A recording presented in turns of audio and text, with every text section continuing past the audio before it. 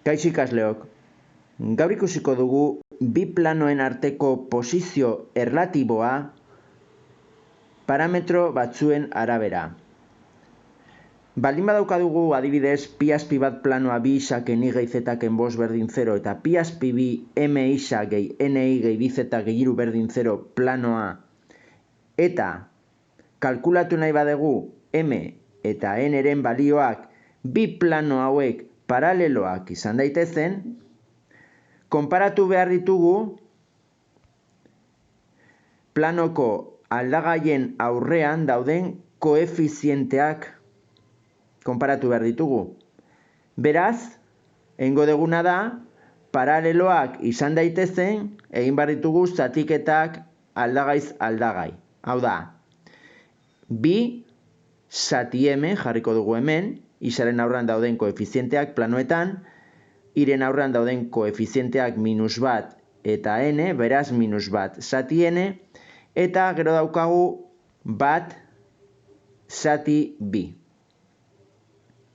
Konparatu behar ditugu.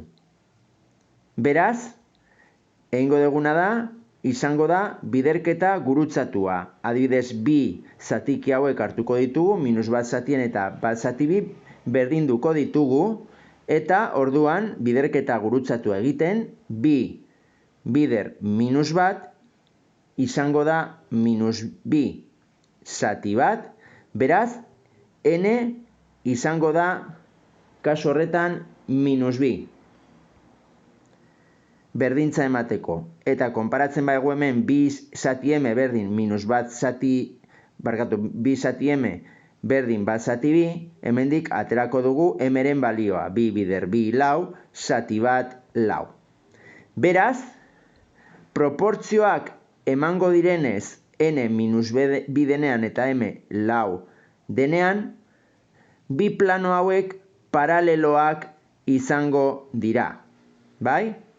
Ikusten dezute, bi zati lau da berdin minus bat zati minus bi berdin bat zati bi. Beraz, proportzioa mantendu egiten da. Eta gero gainera, egiten badezute gai askearen arteko zatiketa, hau da, egiten badezute minus bost, zati iru ematen du bat koma zerbait. Eta ez da berez zatiketa hau bat zati bi. Bai? Horregatik dira paraleloak. Bai? Proportzioa jarraitzen dutelako m eta n-ren balio hauetarako. Adibide honetan, gauza bera, daukagu pi azpi bat eta pi azpi bi planoa. Pi azpi bat planoa lau isa gehi mi gehi mz berdin 6 eta pi azpi bi berdin m isa gehi i gehi z gehi iru berdin 0 planoa.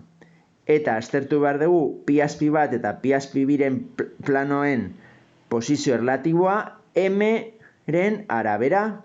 Beraz, egingo ditugu zatiketak lau zati m berdin m zati bat berdin m zati bat ere zetarekin. Beraz, hemendikan egiten badezute, gurutzatu egiten badezute adibidez lehenengo bi zatiki hauek, m bider m, m berbi, eta bat bider lau da lau. Erro lau izango da, berbi dagoenez, bestaldera erroa. Erro lau da bi eta minus bi. Beraz, orain, ordezkatzen badegu adibidez bi balioa hemen, daukagu lau zati bi, berdin, m zati bat, hau da, bi zati bat, lehenengo balioarekin, berdin, bi zati bat. Baina, egiten badezute, iru hau, 6 hau arkatu basako dugu eskerrera, hau da, minus 6 zati iru, berdintza ematen da lehenengo iru zatiketetan, hau da, aldagaien balioekin. Baina aldagai askearekin ez du ematen, hau da, lau zati bi da bi, bi zati bada bi, bi zati bada bi, baina minus 6 zati iru da minus bi. Beraz, ematen denean kasu hau, aldagai askea desberdina izatea besteekin, orduan pi bat eta pi bi planoak paraleloak izango dira.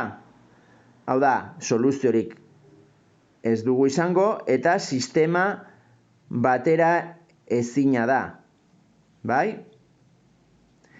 Eta M baldin bada minus bi, ordezkatzen baduzue lau zati minus bi, berdin minus bi zati bat, berdin minus bi zati bat, eta berdin minus 6 zati hiru. Hau da, ematen da berdintza guztietan, hau da, pi bat eta pi bi planoak berdinak izango dira. Hau da, argi dago paraleloak dira, baina plano berdina izango dira. Bai? Eta beste kasuetan, ez bada M2 eta M-2, argi dago ez denez proportzioa ematen hemen, orduan pi bat eta pi bi planoak ebakiko dira zuzen batean. Hau da, sistema bateragarri indeterminatua izango dugu. Bale? Hau da, bi planoen arteko posizio erlatiboari buruz jakin behar dezutena.